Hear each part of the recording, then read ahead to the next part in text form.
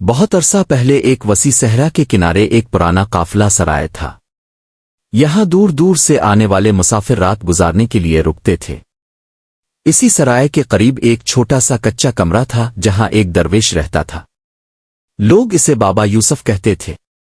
بابا یوسف کا انداز عجیب تھا۔ وہ زیادہ واز نہیں کرتا تھا اور نہ ہی لمبی باتیں کرتا تھا، مگر جو شخص بھی اس کے پاس بیٹھتا اسے لگتا جیسے اس کے دل کا بوجھ آہستہ آہستہ ہلکا ہو رہا ہے۔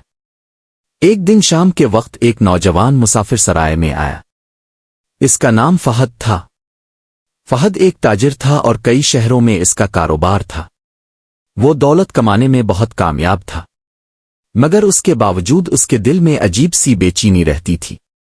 وہ اکثر سوچتا تھا، میں اتنی محنت کرتا ہوں، اتنی کامیابیاں حاصل کرتا ہوں، پھر بھی میرے دل کو سکون کیوں نہیں ملتا۔ اس رات وہ سرائے کے صحن میں بیٹھا تھا کہ اس نے دیکھا ایک بوڑھا درویش ایک ریت کی گھڑی آور گلیس کو غور سے دیکھ رہا ہے۔ ریت کی گھڑی میں اوپر سے ریت آہستہ آہستہ نیچے گر رہی تھی۔ فہد نے قریب جا کر سلام کیا۔ بابا یوسف نے مسکرا کر جواب دیا اور کہا، بیٹھ جاؤ۔ فہد بیٹھ گیا، مگر اس کی نظر بار بار اس ریت کی گھڑی پر جا رہی تھی۔ کچھ دیر بعد اس نے پوچھا، بابا جی آپ اس گھڑی کو اتنی دیر سے کیوں دیکھ رہے ہیں؟ بابا یوسف نے گھڑی کو الٹا کیا اور کہا، میں وقت کو دیکھ رہا ہوں۔ فہد مسکرا دیا اور بولا، وقت کو کون دیکھ سکتا ہے؟ بابا یوسف نے آہستہ سے کہا، جو سمجھنا چاہے وہ دیکھ سکتا ہے۔ انہوں نے ریت کی گھڑی فہد کے ہاتھ میں دے دی۔ اسے غور سے دیکھو۔ فہد نے دیکھا کہ باریک ریت آہستہ آہستہ نیچے گر رہی ہے۔ بابا یوسف نے پوچھا، کیا تم اس ریت کو روک سکتے ہو؟ فہد نے سر ہلایا، نہیں۔ کیا تم اسے واپس اوپر لے جا سکتے ہو؟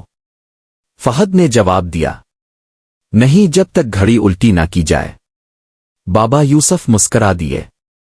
پھر انہوں نے کہا، انسان کی زندگی بھی ایسی ہی ہے۔ ہر لمحہ ریت کے ایک ذرے کی طرح ہے جو آہستہ آہستہ گرتا جا رہا ہے۔ فہد غور سے سننے لگا۔ بابا یوسف نے کہا، فرق صرف یہ ہے کہ اس گھڑی کو ہم دوبارہ الٹ سکتے ہیں، مگر زندگی کی گھڑی کو نہیں۔ یہ سن کر فہد خاموش ہو گیا۔ بابا یوسف نے مزید کہا، زیادہ تر لوگ اپنی زندگی کو ایسے گزارتے ہیں جیسے ان کے پاس وقت کی کوئی کمی نہیں۔ وہ سوچتے ہیں کہ کل وہ بدل جائیں گے، کل وہ اچھے کام کریں گے، کل وہ اپنے رب کو یاد کریں گے۔ انہوں نے آہستہ سے کہا، مگر اکثر انسان کو کل ملتا ہی نہیں۔ ہوا میں ہلکی سی ٹھنڈک تھی اور شام کا اندھیرا پھیلنے لگا تھا۔ فہد کے دل میں عجیب سی سنجیدگی پیدا ہو گئی۔ اس نے پوچھا، بابا جی کیا یہی وجہ ہے کہ انسان آخر میں پچھتاتا ہے؟ بابا یوسف نے سر ہلایا، ہاں، کیونکہ انسان وقت کی قدر اس وقت سمجھتا ہے جب اس کے پاس وقت باقی نہیں رہتا۔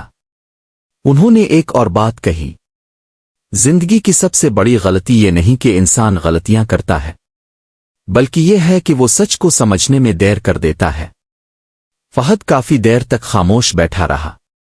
پھر اس نے آہستہ سے کہا، بابا جی اگر انسان کو واقعی زندگی کی قدر کرنی ہو تو اسے کیا کرنا چاہیے؟ بابا یوسف نے ریت کی گھڑی کی طرف دیکھ کر کہا، ہر دن کو آخری دن سمجھ کر جیو۔ فہد نے حیرت سے پوچھا، آخری دن؟ بابا یوسف نے جواب دیا، اگر انسان کو یقین ہو کہ یہ اس کی زندگی کا آخری دن ہے تو وہ نہ کسی سے نفرت کرے گا، نہ وقت ضائع کرے گا اور نہ ہی اپنے رب کو بھولے گا۔ یہ سن کر فہد کی آنکھوں میں عجیب سی روشنی آ گئی۔ پھر بابا یوسف نے آخری بات کہی، وقت ہمیشہ خاموشی سے گزرتا ہے، مگر ایک دن انسان کو خاموش کر دیتا ہے۔ فہد اس رات دیر تک جاگتا رہا۔ وہ بار بار ریت کی گھڑی کے بارے میں سوچتا رہا۔ اگلے دن جب وہ سرائے سے روانہ ہوا تو وہ پہلے والا فہد نہیں تھا۔ اس نے اپنی زندگی کو پہلے سے زیادہ سنجیدگی سے جینا شروع کر دیا۔ وہ دنیا میں کام بھی کرتا تھا مگر اب وہ وقت کو ضائع نہیں کرتا تھا۔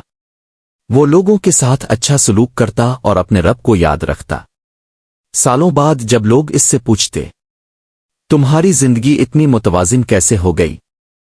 تو وہ مسکرا کر صرف ایک بات کہتا، میں نے ایک درویش سے سیکھا تھا کہ زندگی ریت کی گھڑی کی طرح ہے اور ہر گرتا ہوا ذرہ ہمیں یاد دلاتا ہے کہ وقت واپس نہیں آتا۔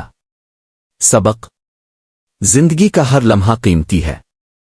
جو انسان وقت کی قدر کرتا ہے وہ اپنی زندگی کو بہتر بنا لیتا ہے، کیونکہ وقت وہ دولت ہے جو ایک بار گزر جائے تو کبھی واپس نہیں آتی۔